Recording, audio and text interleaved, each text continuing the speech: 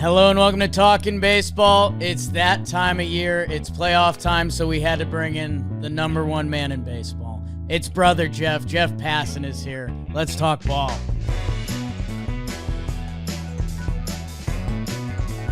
Don't head shake the number one man in baseball. Come on. I'm not that I might once Bruce Bochy retires, I might have the largest head. Yeah. Like that.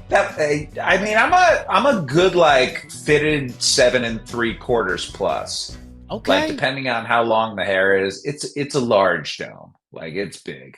I will be registering at the other end of that spectrum. It's a thick body and then this little peanut head, and it gets You a do lot have of a comments. tiny head. Yeah. Whenever I think of tiny heads, this was a little bit before your time, I think, but like the original Super Mario Brothers movie where like Bob Hoskins is Mario, they have these creatures that have big, thick bodies and the heads that they're almost shaped like apostrophes. And you do have a little bit of an apostrophe head. Yeah. Trevor hit me with the sugar water guy from Men in Black the other day. Yes, yeah. Same family. Those guys are cousins. So things are going pretty well for me.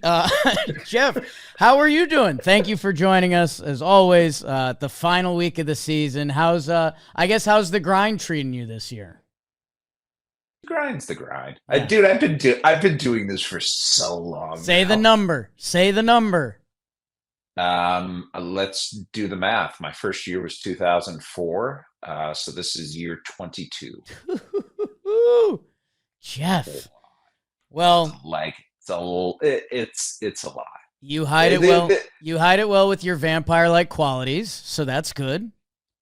I'm just honestly of all the aging things, I will get asked what's your skincare routine. I don't have one. Yeah. Like I drink a lot of water, but of all the things that have surprised me about this very freakish anti-aging thing I have going on, it's the fact that my hair is not gray yet, and that it's going to happen one of these years, and I'm not sure how I'm going to feel about it. I'm on the same bus, and my partner in crime, for most other things, has had the opposite happen. That every now and then, I'd say 3 times a year, someone comes up to me and Jimmy that's new, and they're like, "So how'd you guys meet?" Because they assume Jimmy's 10 years older. 20 years older than you. It's tough. It's my only moment of like, oh, okay, I've got something instead of being the sugar water guy. I got a "Are you your son's brother?" at the Chiefs game last week. Oh, it felt so good. Wow, it really did. Wow. I know. Well, Jeff, we could pass young guy compliments back and forth.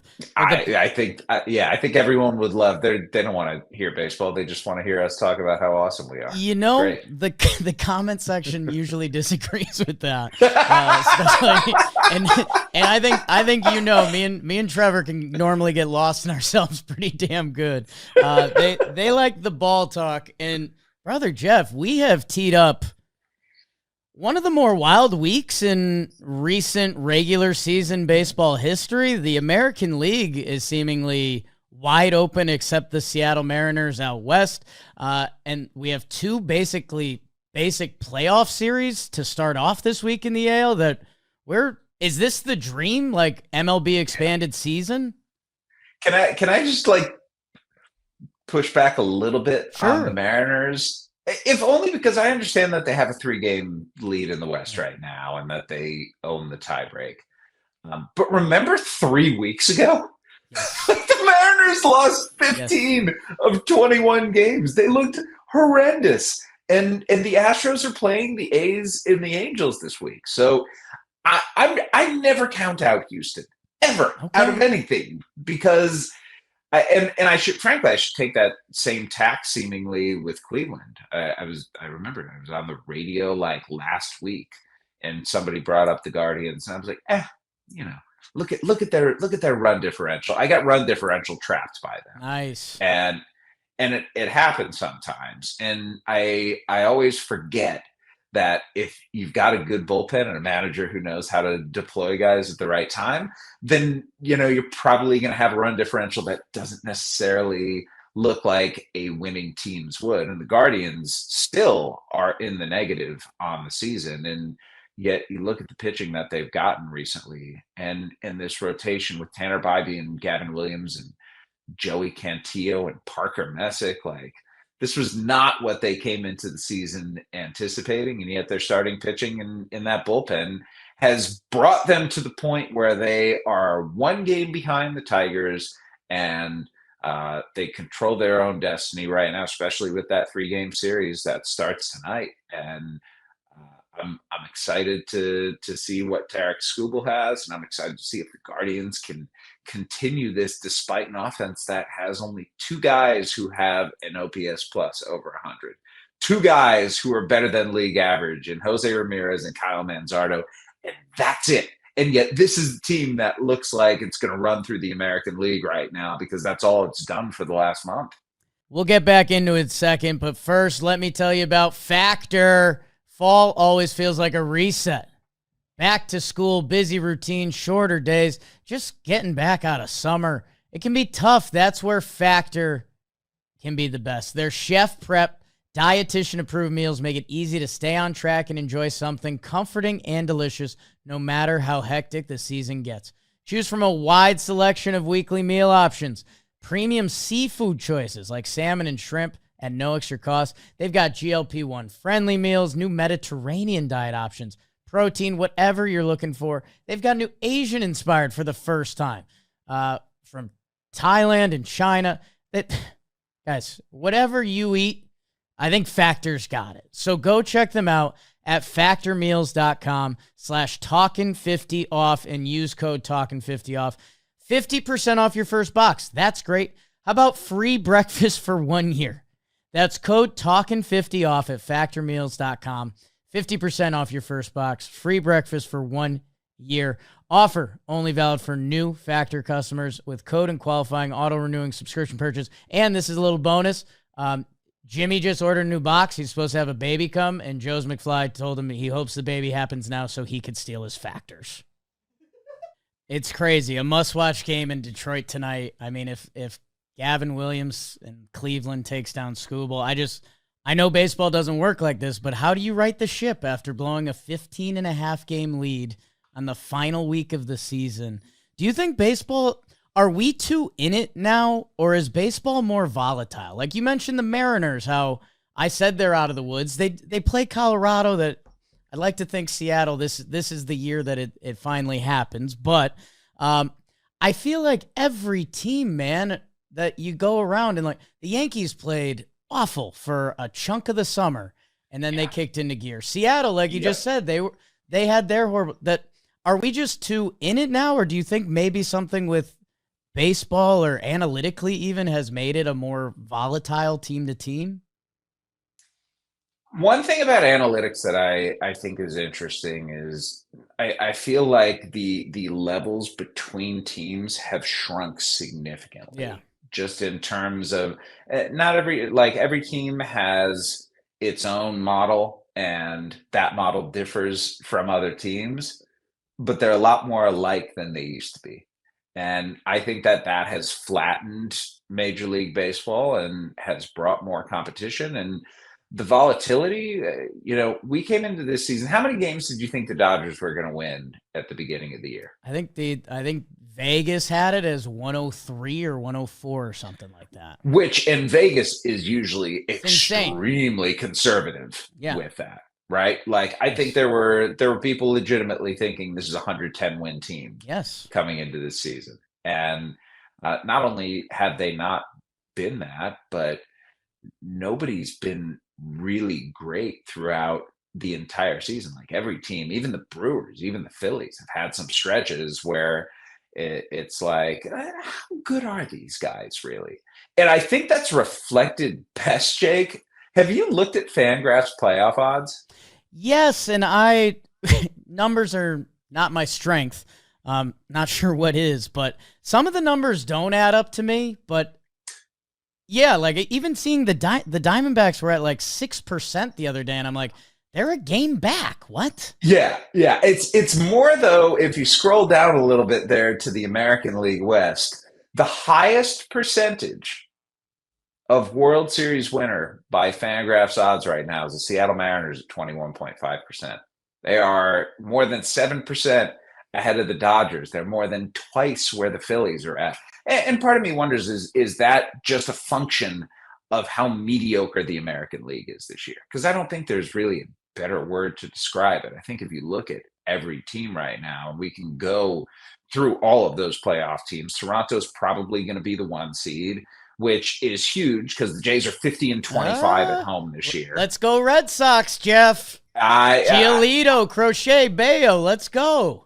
If I remember correctly, and you scroll up a little on that page, you'll see that I believe it's 86-14 right now, Blue Jays over Yankees. And I am not by any means discounting the possibility that the Yankees are going to be in that home field advantage #1 spot. But Toronto, real questions about their bullpen. I saw the Jays this week. I love the Jays offense. They do not strike out, and they can hit home runs. It's a nasty combination.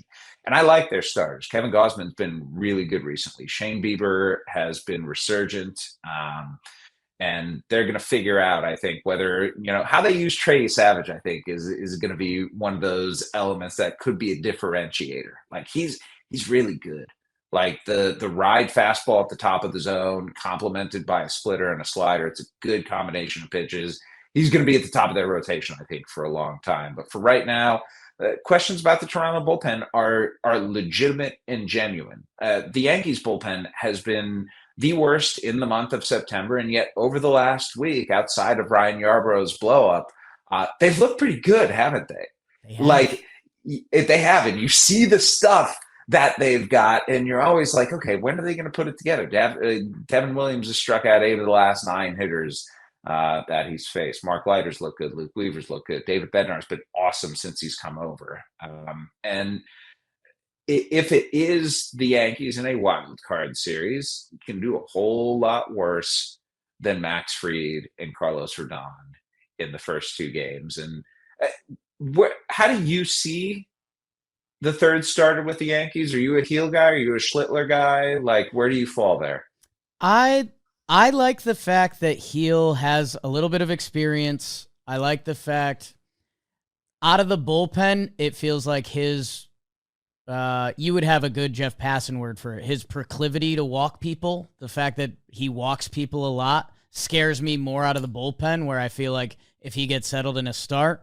That being said, Schlittler has shown more, and that's the thing. And you almost look at it, Jake, like, why are we trying to make a decision to avoid something like Luis Gil's propensity to walk guys? That's a word, yeah. Proclivity was close. It's good effort. What's that mean? Maybe if your head was a little bigger, you'd have had room for a few more words. That's the problem. I know. Are we seriously? You mentioned it with the Fangraphs percentages.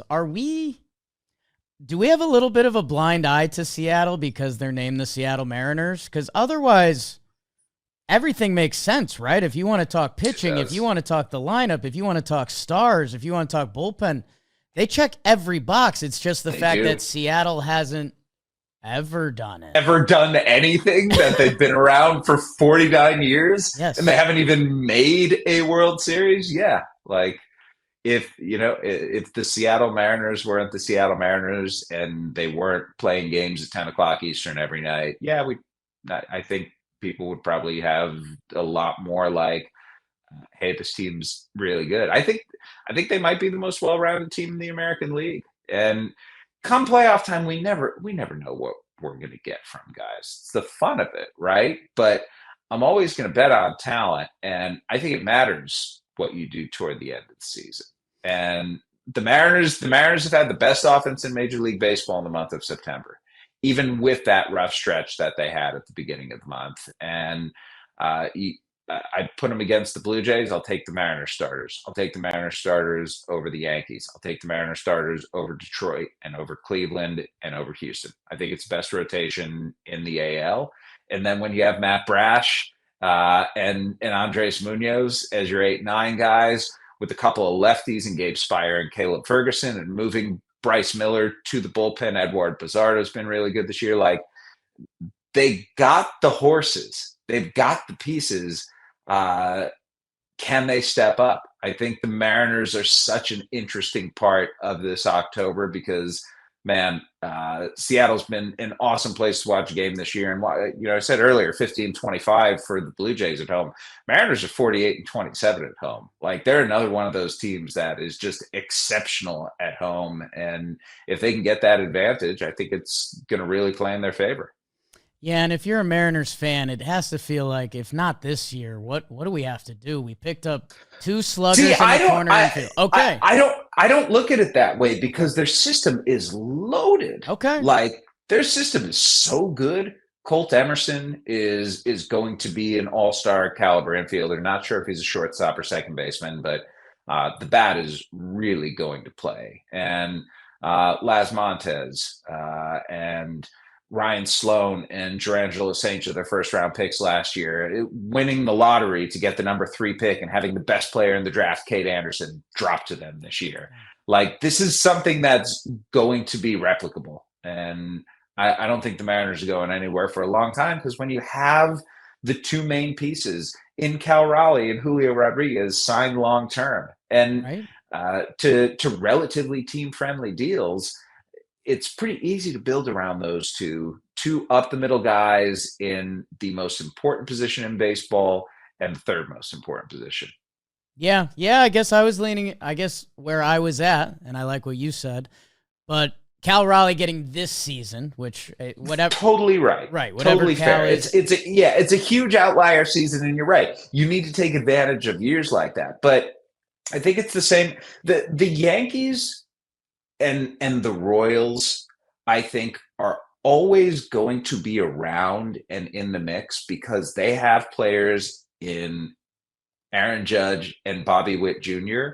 Like, Bobby Witt Jr. this year, Jake, is having, like, by his standards, a decent season, and he's a 7-win player. Yeah. When you start with the floor of 7 wins for a guy on your team, chances are you can build a pretty good team around it. And that's why Judge going on this run that he has, I try not to take it for granted, but I was looking back at all of the 200 plus WRC plus seasons over the last 50 years.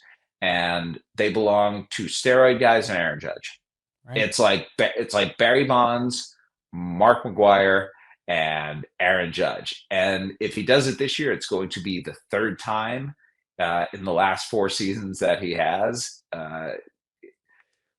It's just such a remarkable run by him. And I so appreciate what Aaron Judge is during the regular season, that in the same way I wanted to see Clayton Kershaw succeed in October, just so the only thing that people have against him would go away. I would like to see that for Aaron Judge, because he's too good of a player to have that pock on his resume.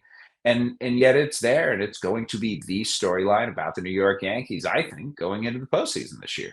Yeah, my doorman at the building one day this summer was just like, well, does it matter? Like, Judge come October. And I was like, God damn it. That's crazy that when you look at his age, you're like, oh, shoot. Like, we kind of, something's got to go.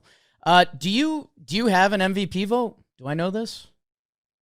I stopped voting a few years ago when it was clear that my vote, and others as well, was going to have an impact on the finances of the people I cover. Right. So once that happened, it was like, all right. And the ancillary benefit to this is I don't like have to get sucked into the discourse. Right. Like I have enough. I have 2 teenage boys. I have enough difficult decisions in my life. I don't need to be deciding who is going to win the American League MVP this year. And frankly, I think if I had a vote right now, I would go Aaron Judge, and I would feel terrible about it because there's such a good argument for Cal Raleigh. Yeah, and I think Jake, habitually as an industry, we have underrated and underappreciated catchers. We have And 100%.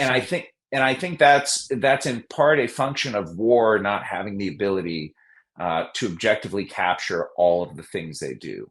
But as somebody who has the privilege of going into clubhouses and talking with players and seeing what they have to go through on a daily basis, understanding what a catcher has to do, it is so much more than everyone else in that clubhouse. It is knowing, like knowing well enough to be confident every hitter on the other team and his strengths and weaknesses, and deciding in the moment how they match up with the strengths and weaknesses of the guy you have on the mound who you're trying to guide to throw the right pitch at the right time. It's the injuries, the balls that get tipped back and hit you in your mask, hit you in your chest, hit you in your nuts, the bruises, the bumps, all of the things that go along with being catcher, and the fact that by the end of this season, as long as the Mariners are fighting for that home field spot and Cal Raleigh's in the lineup, he's going to have played 159 games. 159 games at that position. And going out and potentially hitting 60 home runs. But even, if it ends today, 58 home runs doesn't need to be a round number to be impressive. And it's incredibly impressive what he's done. And yet, 175 points in OPS is an enormous gap. And I was never someone who, when I voted, got like fatigue on a guy. It's more, I marvel at him even more that he's been able to do it year over year. And Aaron Judge, at his size, with all of the pieces and parts that he has to move, turning into the best hitter, not the best home run hitter, the best hitter in Major League Baseball, was not something I had on my bingo card. Yeah, it's going to be a very interesting case of trying to quantify the unquantifiable of, okay, so 175 OPS points, that we know that. What about managing the Mariners pitching staff? What about getting hit by a foul ball? It's going to be interesting because as even a Yankee fan, if you vote for Raleigh, I get it. I get it. I was just on the radio in Seattle, and Brock Hubert, I go on his show with Mike Stalk every week, and Brock asked, has there ever been co-MVPs? And it was in 1979 with Willie Stargell and Keith Hernandez in the National League. But I think, here's why I think it is unlikely, but it is maybe more possible than people think. Is there anyone who's not going to vote Judge or Raleigh 1-2? Someone will, unfortunately, but they should You really not. think so? Yes, man. Yes. Someone didn't vote Mo for the Hall of Fame, or Jeter, excuse me. Yes, I think there's going to be someone probably a little north of you that's like, how did Jose Ramirez and the Guardians get back to the postseason? And someone will do it. There's not an argument for anyone other than those two. And maybe I'm holding others to an unfair standard, but I think it's a reasonable standard that if the two best players are there and they're clearly the two best players, you vote them either one or two. And in that instance, I do think it's going to be close. And could it be 15 first place votes for Raleigh, 15 second place votes for Raleigh, 15 first place votes for Judge, 15 second place votes for Judge? I hope you're right. But I mean, even you open this up with Bobby Witt in Kansas City, like there's a chance, does he finish with more B-WAR with a couple good games down the stretch? I hope you're right. If he does, I'm sorry, but WAR should be something that you use to help guide you, not something you use to help make your decision. It's just like any other stat. Take it in for what it is and appreciate it. Speaking of taking foul balls off the nuts, this episode's brought to you by Extends. Are you struggling getting it up? That's not a real sponsor. I just wanted to hit you with one. It'd been a while.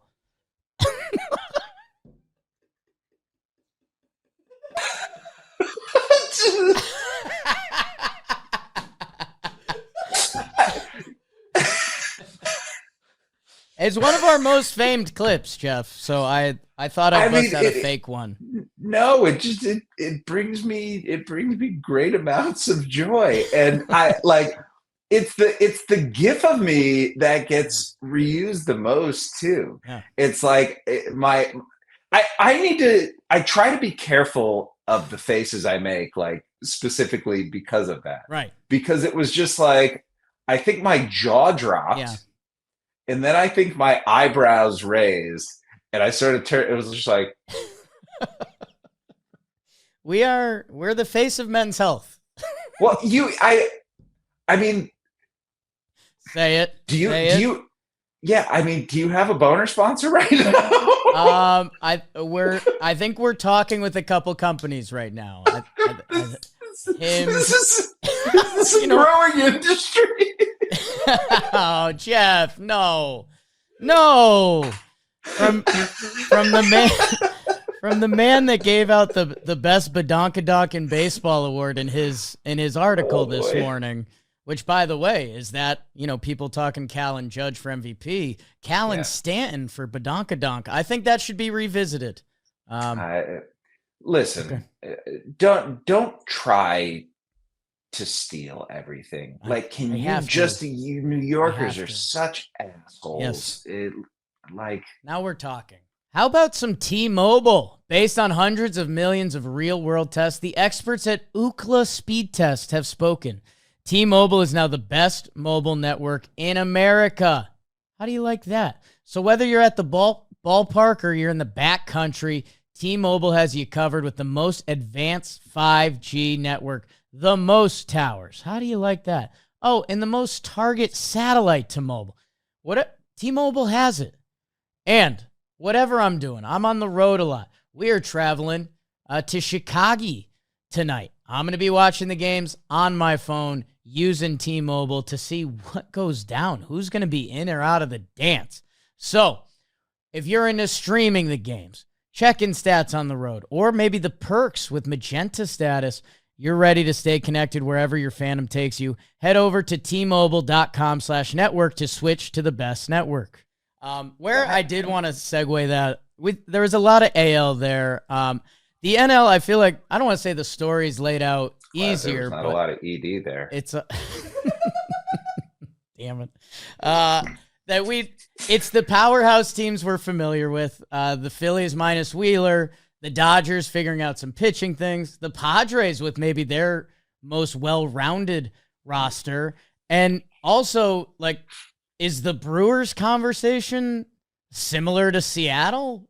It is, except without the AL. The AL doesn't have those powers lurking.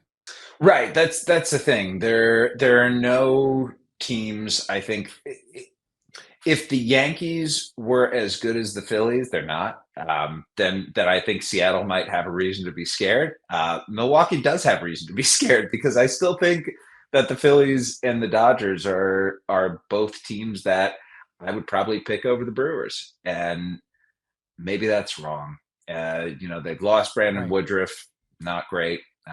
Jacob Mizrowski's been a much different guy in the second half this season than he was going into the All-Star break. And yeah, I love Freddie Peralta, and I love the way that lineup takes at bats and grinds. And I think Pat Murphy's done an exceptional job there. And I just want to see it. Yeah. That's the thing. That's the thing about the Brewers. As good as they've been, and they have been, let me just say this. The Milwaukee Brewers have been the best team in Major League Baseball in 2025. Yeah. That's just the truth. And you may not aesthetically like them as much as home run hitting teams, but I think they play a phenomenal brand of baseball, and I want to see it work in October. And the Midwest in me comes out a lot. Yes.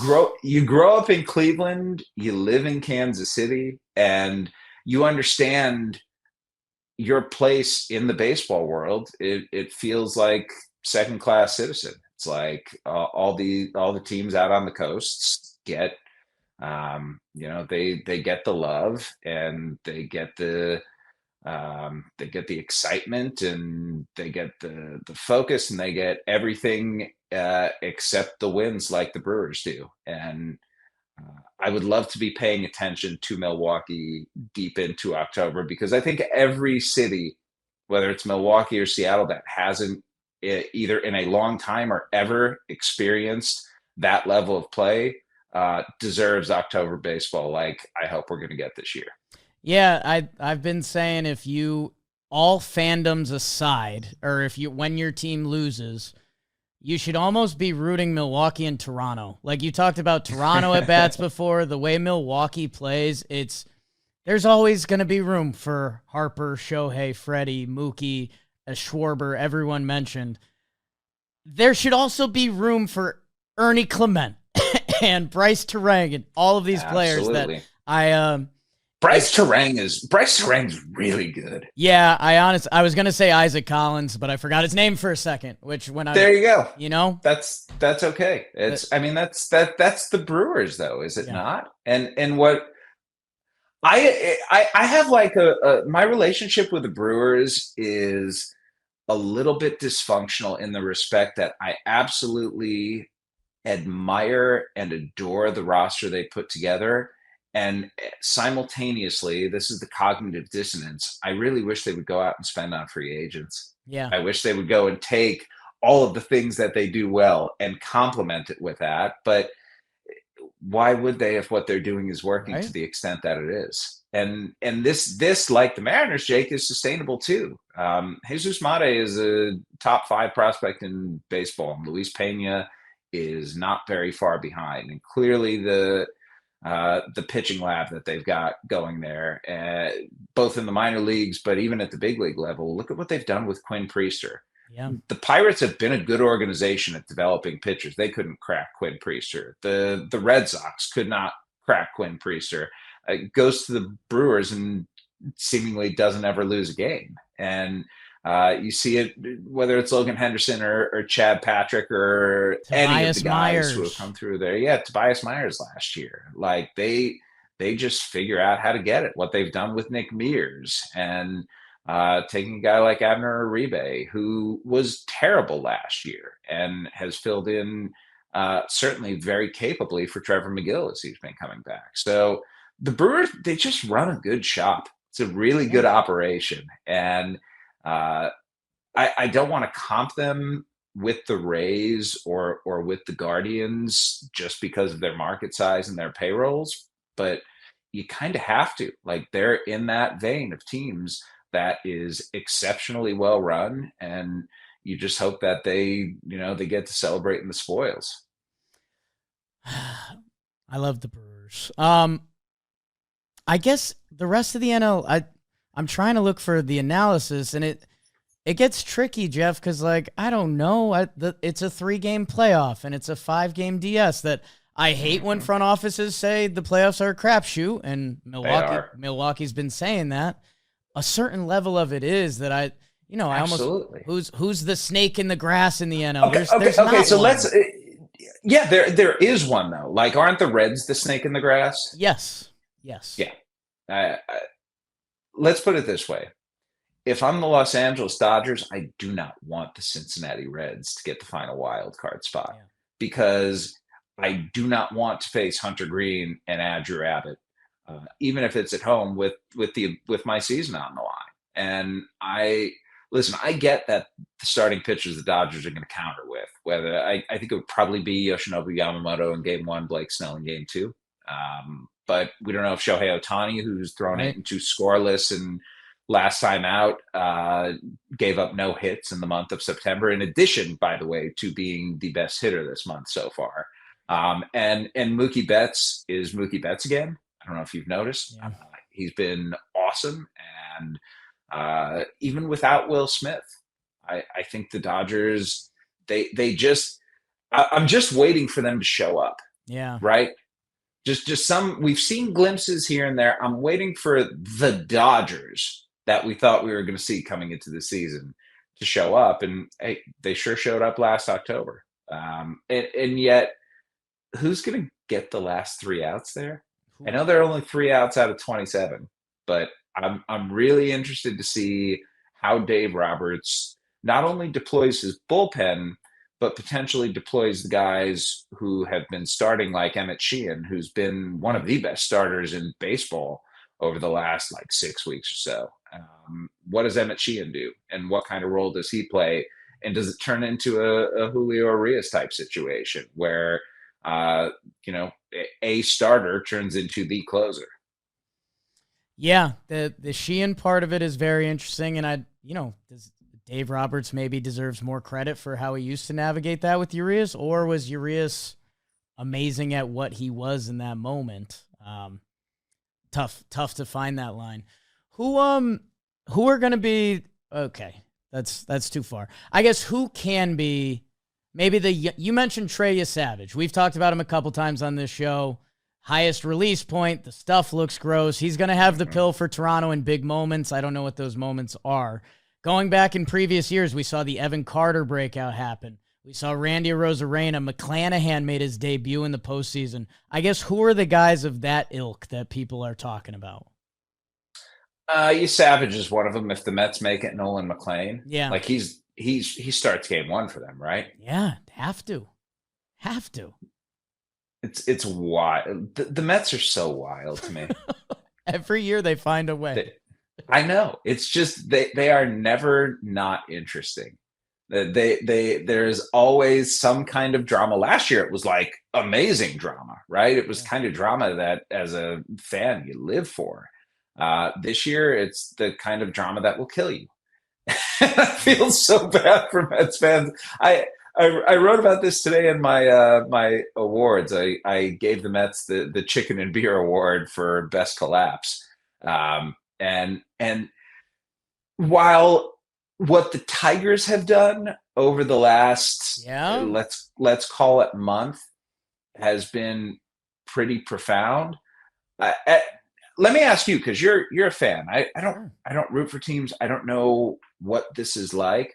What's worse, having it happen in essentially one fell swoop over a month of horror, or watching it for 3 straight months as if you're positioned under the nozzle and one little droplet of water is hitting you right between the eyes, day after day, hour after hour.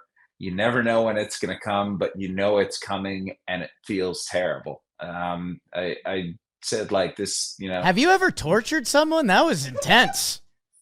I didn't like that experiment. Yeah, that was probably an inelegant comparison. I probably should not have done that. that came out too naturally, didn't it? Yes. Oh God. And then every hour on the hour, that drip of water will hit you between your forehead. Jesus. The second one's worse. I'm freaked out. Jakey, put the lotion in the basket. Oh, come on. You know that reference, don't you? I don't know if I do. Lotion in the basket? Google. Am I going to be mad at myself? I think so. Okay. Yeah. No, I mean, okay. Silence of the Lambs, I watched, but I mean, I probably watched it in 1999 as still way too young to be watching that. Yeah. How old were you in 1999? 99, I'm 10. Yeah, Jeff. Your parents let you watch Silence of the Lambs when you were 10? It was a loose household. You've seen how I've turned out. Silence of the Lambs came out in 91, so I'm sorry I've got the Hello Clarice but okay, that's not that. I'll wear that. You should. Okay. You should. That was not an outlandish reference there. No, but no, really, the Mets season has been torturous for their fans, and I have more open like text chains with Mets fans than I do with anyone. There is one that has been named "Fuck the fucking Mets," which is every time it comes up, I was like, "All right, this is going to be a good time. This is going to be fun." And for all of my Mets fans friends, I have tried to be the reasonable person who's saying to them like, "Hey, it's baseball. It happens. They're going to be okay. They're going to stabilize. There's too much talent there." No. Turns out there's not. I mean, it's so funny. I mean, we could clip ourselves like, wow, these are the new Brewers with money. They can tap into any pitcher, and they've got Soto and Alonso, and where they are right now. And then that's the part that my sports fan is struggling with just a little bit. That the Mets somehow make it in. Nolan McLean throws 6 innings shut game 1. They win it. Right. They move on. Yep. Now they're a dangerous team, and it's a weird thing that baseball has and other sports doesn't have that I guess I should just be more appreciative of. It's my favorite part of October. Like my least favorite part is going into it and making predictions, because it's the most unpredictable game there is, and just getting to watch a whole postseason unfurl the way that it does. Last year, we get the 2 best teams from the 2 biggest markets, both number 1 seeds. Not quite as chalk as you can get, but pretty chalk. And the year before, we have a 5 seed facing a 6 seed, right? And nobody blinks an eye at it, because that's the game, because that's October. And I love the unpredictability. I love the fact that going into this month, I have no idea who's going to be the hero. I have no idea who's going to be the MVP of any series. Steve Pearce won a World Series MVP, and I could go on and on about other guys who won World Series MVPs who were just, they weren't dudes. They were lowercase g guys who just happened to get hot at the right time. You have that. It lives forever.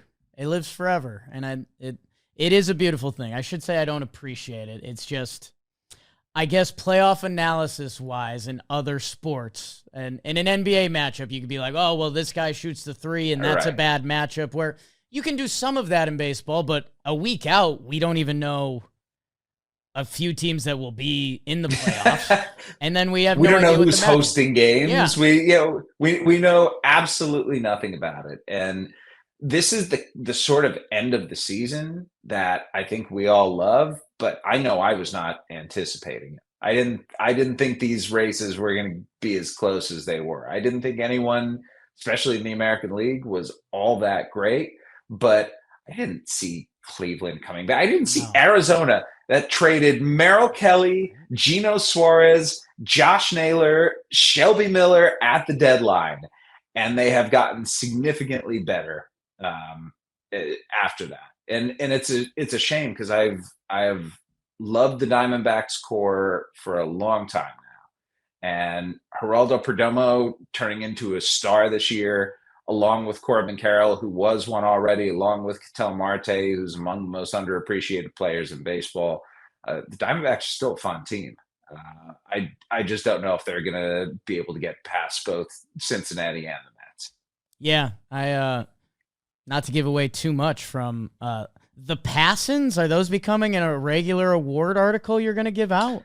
It's the 3rd time we've done them. Wow. I would say at this point, it's a regular thing, an annual thing even. Wow. The best player you still know. I did not about. name them, by the way. Okay. I would.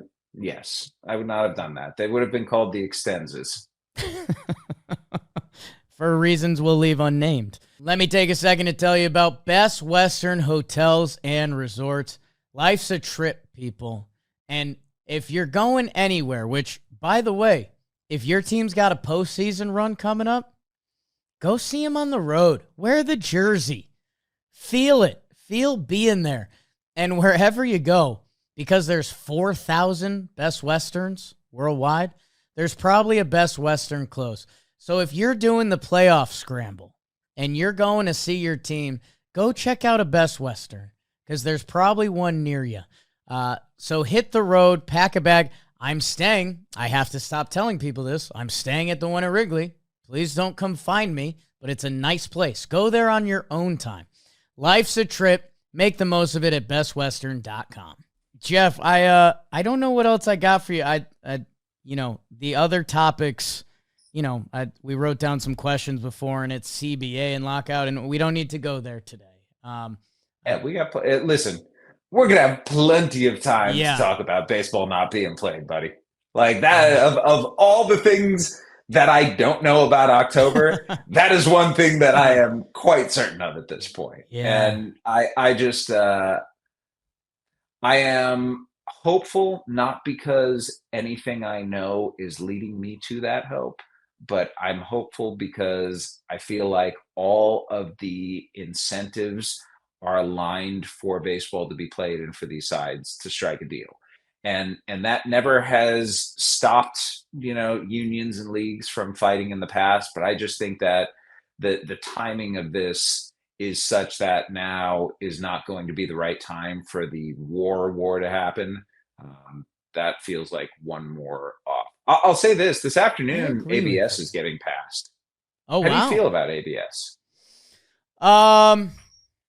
If it's the current like 2-challenge system or whatever it is, I'm fine with it. Let's try it. I'd hold the right to change my opinion. No, you don't though, because Oh. once this is in, they're not taking it away. Right. Like, Oh, I think it needs to be involved in the game. I don't know how much. all right. Yeah. Jeff, there's calls that are changing games that are Sure. that are just because an umpire missed one that can be out of the game. Double checking every pitch, that does feel weird to me. But getting the calls right when it's the 7th inning and it's a 2-0 count and it goes 2-1 instead of like that can be out of the game and we can be happy with it. In my opinion. I look forward to seeing who the hitters, catchers, and pitchers are who are best at it and who are worst at it. Right. I feel like because that's going to be a skill. And I feel like adding a skill to the game it's a cool little twist. And when you can compound that with actually getting calls right, as long as this is one of those things where I try to be a substance over style guy. In this case, the style matters. Like this needs to play well for fans. This needs to play well to players. You cannot have one of those situations where a one of those curveballs that's a late breaker that looks like it's at a guy's head and it comes down and clips the very top of the very back of the zone, or one that's a little short and clips the very bottom of the very front of the zone. Like, how do you handle those aesthetically unpleasing pitches? Now, maybe those are ones that aren't going to be challenged because we're dealing with such a minute little area there that guys aren't going to want to waste challenges potentially on that. But if there's somebody who really really knows the strike zone, maybe that's one of the things that becomes a hallmark for him. Yes, and I guess in a good entertainment version that we're talking about, I would just point to tennis. Like I think as long as because in tennis we don't question the technology, which I think that is going to be a very big part because it's an invisible box. That's what it is. In tennis, there's a line. Like it's an invisible box. It's 2-dimensional. In baseball, it is. It's not even a box. It's like a wedge of cheese. And did this hit the hole in the Swiss? Brought to you by Extends. Yeah, the player part of it's so funny too. I know in spring training, like I know it was like first pitch of the game to Jazz, and he was like, "No, like that's not a strike." And it's like, well, should you be using your challenge there? So it's coming. I mean, baseball, and hey, credit to baseball. Actually, we're sellouts now, but baseball's done pretty good with you guys always were their trial system. And then they tease us with it, and then we kind of like it, but we don't have it this year, and then we get it, and we're like, okay, this is kind of nice. Yeah, I'm sure it'll have one or two flaws or a pitcher that can bang that slider away and it clips the corner and hits a guy in the back foot. And I think it's going to be the catcher to me is going to be the biggest player in this whole thing. Alejandro Kirk in spring training this year was an ABS god. Like he. And the catcher is going to be the one who might learn the system so well that he's able to manipulate it on Wow. those pitches that we don't even think. That, Like, that why would he challenge that? He might be right. It's the up down pitches more than the in out ones. That'll be another stat we have in 3 years that, Alejandro Kirk is the best ABS. Dude, it won't take 3 years. Yeah. That'll be 3 weeks into next season. Golly. Jeff, we've taken enough of your time. Thank you so much. Do we have to hype anything for you? Just articles? Yeah, we've got the wild card, every wild card nice. series on ESPN this year, and I will be in Bristol in the studio with Kevin Connors, Xavier Scruggs, and I'm not sure if we've announced yet who the fourth person in studio is going to be. So I do not want to run afoul, but I'm excited. He's a very good baseball player and a very good personality. Okay, we love that. And I guess final thought: any beef you want to start with Trevor now that Buster and Jimmy are in the past? You guys are kind of the present. No, he's so handsome. I can't. I know. It pisses me off. Like, I want to, but then I feel like he'll smile at me. Like, Trevor's a guy who could wink at you and you might not be offended. No, it's kind of a pick-me-up. Yeah. I'll say this. I will say this about Trevor. There are questionable fashion choices sometimes. Yes, agree. I think he'd admit that. I think he's trying. He knows he's trying to play the game, and with that game, you're going to catch some losses. Yeah, I know, but like, how old is Trev now? I think 39 this year.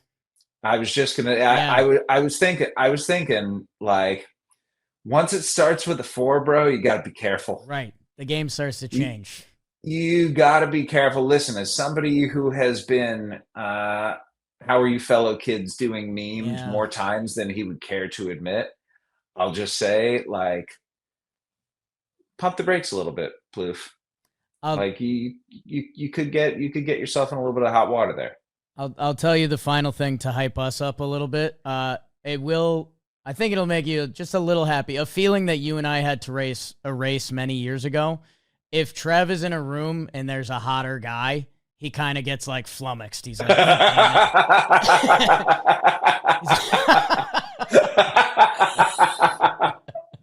oh, that makes me so happy. Yes. Insecurity can happen to gods too. Yes, and Trevor. Jeff, thank you so much. Go baseball. You're the best. Appreciate you, brother. Thank you, pal. It's great being with you. All right, everyone. That was our interview with brother Jeff. Kind of just I wouldn't even say interview, just co-host. He was electric as always. Tweeted him. Thank you so much for having him because it's Wednesday, the last one of the regular season. I'm sending you out with DraftKings Bet the Cycle. Make sure you guys go check out DraftKings, code JMBaseball. Bet the Cycle, we start off easy and then we get a little harder. For our single this week, Kurtz, Nick, finishing off his amazing season. 1 RBI Friday versus the Royals. 81 RBIs in 111 games. That's more than Mookie, Lindor, Contreras. Those guys have played basically the whole season. 1 RBI from Kurtzy.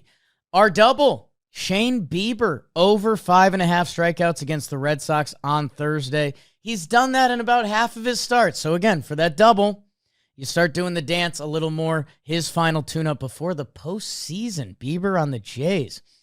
Our triple, Cal Raleigh, to have 5+ bases on Saturday as the Mariners finish their season against the Dodgers. He's chasing history. Why not chase our own here?